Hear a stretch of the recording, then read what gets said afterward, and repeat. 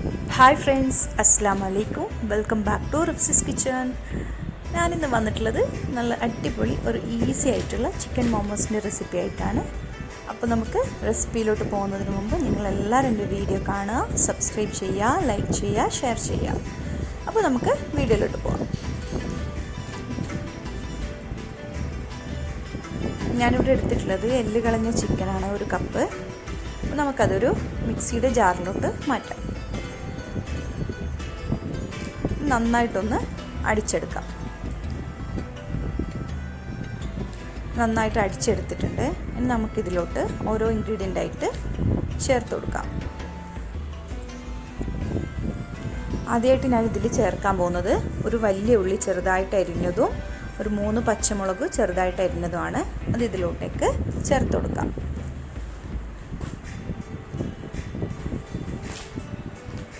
ഇനി നമുക്ക് ആവശ്യമുള്ളത്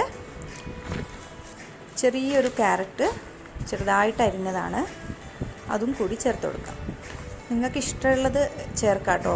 ഇനി വേണമെങ്കിൽ നിങ്ങൾക്ക് ക്യാബേജ് ചേർക്കാം.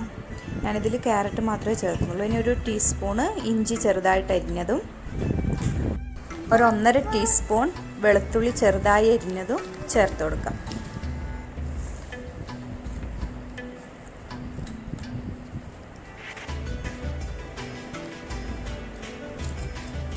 നമുക്ക് കുറച്ച് മല്ലിയില ചേർക്കാം.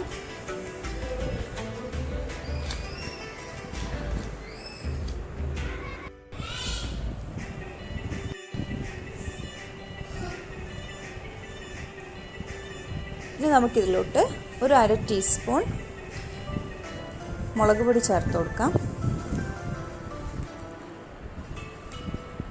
ആവശ്യത്തിനുള്ള ഉപ്പും കൂടി ചേർത്ത് കൊടുക്കാം. ഇത് നന്നായിട്ടൊന്ന് കൈവച്ച് മിക്സ് ചെയ്തെടുക്കാം. നന്നായിട്ട് മിക്സ് ചെയ്തെടുത്തിട്ടുണ്ട്. ഇനി നമുക്കിതൊന്ന് മൂടിയിട്ട് മാറ്റി വയ്ക്കാം.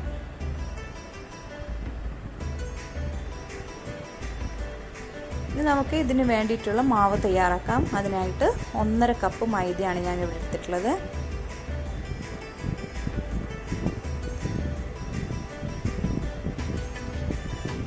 ഇനി ഒരു 1/2 ടീസ്പൂൺ ഉപ്പ് ചേർത്ത് കൊടുക്കാം. ആവശ്യത്തിന് വെള്ളം കൂടി ചേർത്ത് നന്നായിട്ട് കുഴച്ചെടുക്കാം. അപ്പോൾ നമ്മുടെ മാവ് ഇവിടെ റെഡിയായി വന്നിട്ടുണ്ട്. അതിനെ നമുക്ക് 2 ബോൾസാക്കി മാറ്റാം. ഇനി ഇത് ഓരോ ബോൾസ് എടുത്തിട്ട് വലുതായിട്ടൊന്ന് പരത്തിയെടുക്കാം.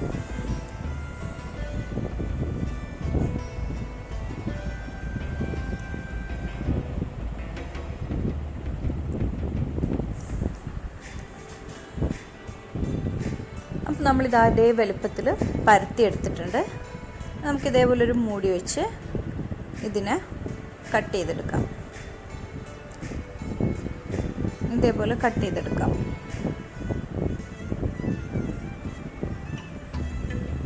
വെള്ളം ഇവിടെ കട്ട് ചെയ്ത് വെച്ചിട്ടുണ്ട്. ഇനി നമുക്ക് മസാല ഇതിലോട്ട് ഫില്ല് ചെയ്ത് കൊടുക്കാം. ആദ്യമായിട്ട് ഞാൻ ഒരു പീസ് എടുത്തിട്ടുണ്ട്. അതിൽ മസാല വെച്ച് കൊടുക്കാം. നമുക്ക് ഇഷ്ടമുള്ള ഷേപ്പിൽ ഇത് ചെയ്തെടുക്കാം.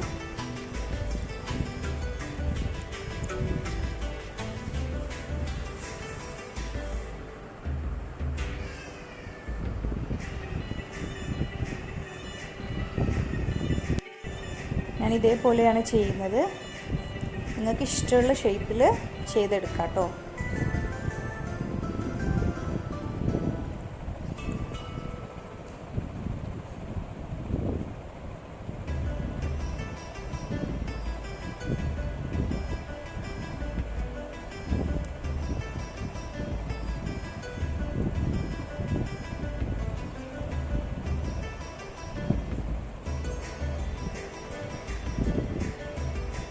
ഇനി നമുക്കിതിനെ വേറൊരു ഷേപ്പിലും കൂടി ചെയ്തെടുക്കാം.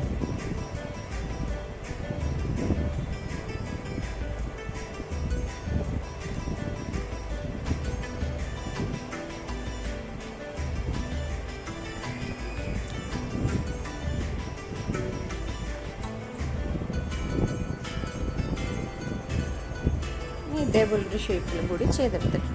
അപ്പോൾ നമ്മൾ മോമോസ് ഇവിടെ പരത്തി നന്നായിട്ട് ചെയ്തെടുത്തിട്ടുണ്ട്. നമുക്കിത് ഇഡ്ഡലി തട്ടിൽ വെച്ചിട്ട് വേവിച്ചെടുക്കാം. ഇഡ്ഡലി തട്ടിൽ നന്നായിട്ട് നെയ്യ് തടവിയിട്ടുണ്ട്. അതാ എല്ലാ മോമോസും ഇതേപോലെ വെച്ചിട്ടുണ്ട്. ഇനി നമുക്കിതൊന്ന് സ്റ്റീം ചെയ്തെടുക്കാം. ഒരു 10-15 മിനിറ്റ് കൊണ്ട് റെഡിയായി വരും. അപ്പോൾ മോമോസ് ഇവിടെ റെഡി ആയിട്ടുണ്ട്. അപ്പോൾ നിങ്ങളെല്ലാവരും ഇത് ട്രൈ ചെയ്ത് നോക്കണം. ഇൻഷാ അല്ലാഹ് നല്ല അടിപൊളി റെസിപ്പിയാണ്. ഈസി ആയിട്ട് ചെയ്യാൻ പറ്റുന്നൊരു റെസിപ്പിയാണ്.